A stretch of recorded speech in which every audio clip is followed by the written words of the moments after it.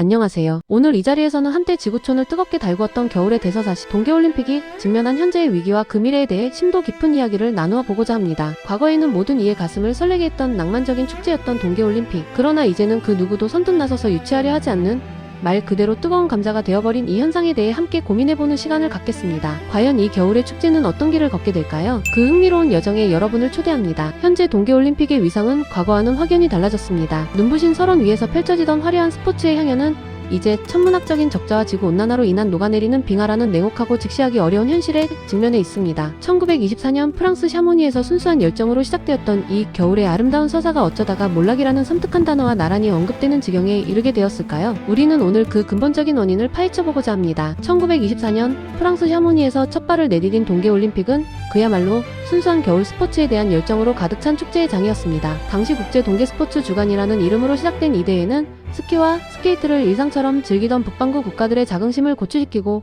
겨울 스포츠의 진정한 아름다움을 전 세계에 알리는 뜻깊은 행사였습니다. 선수들은 오직 스포츠 그 자체를 즐기고 관중들은 그들의 열정에 아낌없는 박수를 보냈던 꾸밈없는 순수함이 살아 숨쉬던 시대였습니다. 하지만 시간이 흐르면서 동계올림픽은 단순한 스포츠 행사를 넘어 거대한 정치적, 상업적 경쟁의 무대로 변모하기 시작했습니다. 특히 1956년 코르티나 단페초 대회에서 최초로 TV 중계가 시작되면서 올림픽은 안방에서 전 세계인의 이목을 집중시키는 강력한 매체가 되었습니다. 이는 대회의 규모를 기하급수적으로 키웠고 미국과 소련이라는 거대한 두 축이 벌이는 냉전 시대의 대리전 양상을 띠며 올림픽 메달 경쟁은 단순히 스포츠적인 성과를 넘어 국가적 위신과 이념을 선전하는 중요한 무대로 격상되었습니다. 이러한 경쟁 구도는 동계올림픽의 성장을 폭발적으로 가속화했지만 동시에 예측하지 못한 그림자를 들이우기 시작했습니다. 대회의 규모가 거대해지고 국가적 위신이 걸린 경쟁의 장이 되면서 올림픽 유치를 위한 비용은 그야말로 상상할 수 없을 정도로 치솟기 시작했습니다. 이 과정에서 우리는 흔히 승자의 저주, 즉 더 위너즈 커스라는 현상을 목격하게 됩니다. 화려하고 성대한 올림픽 개최라는 영광의 이면에는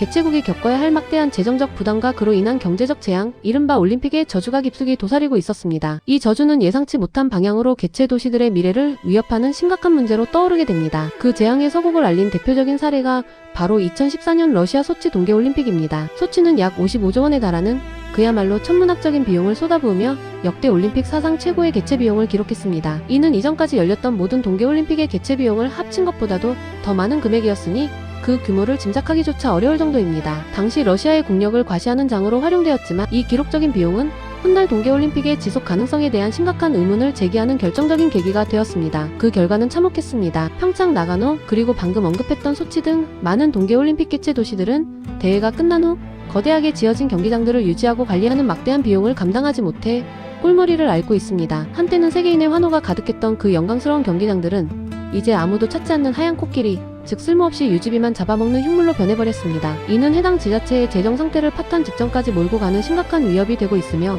고스란히 시민들의 세금 부담으로 이어지고 있습니다. 이러한 막대한 비용과 환경 파괴에 대한 우려는 결국 대중의 반발로 이어졌습니다. 2020년대에 들어서자 심지어 동계 스포츠 강국이자 선진국으로 불리던 도시들마저 동계올림픽 유치를 줄줄이 포기하는 전례 없는 상황이 발생했습니다. 노르웨이 오슬로, 스웨덴 스톡홀름, 독일 미넨 등 유럽의 주요 도시들은 주민투표나 의회의 강력한 반대에 부딪혀 올림픽 유치 의사를 철회하기에 이르렀습니다. 그러나 동계올림픽을 위협하는 가장 큰 적은 이제 단순히 경제 문제만이 아닙니다. 더 심각한 위협은 바로 온도, 즉 기후변화입니다. 지구가 뜨거워지면서 겨울이 점점 짧아지고 눈이 내리지 않는 눈 없는 겨울이 현실이 되고 있습니다. 2022년 베이징 동계올림픽은 사상 최초로 100% 인공 눈으로만 치러졌으며 이를 위해 막대한 양의 물과 전력이 소비되었습니다. 2026년 밀라노 코르티나 단페초 대회 역시 기온 상승으로 인해 인공 눈 제조에 또다시 엄청난 에너지를 쏟아부어야 하는 상황입니다. 자연의 눈이 없으니 인위적인 방법으로 겨우 대회를 이어가는 실정이며 이는 환경에 또 다른 부담으로 작용하고 있습니다. 이러한 추세가 계속된다면 과연 동계올림픽은 미래에도 계속될 수 있을까요? 최신 연구 결과에 따르면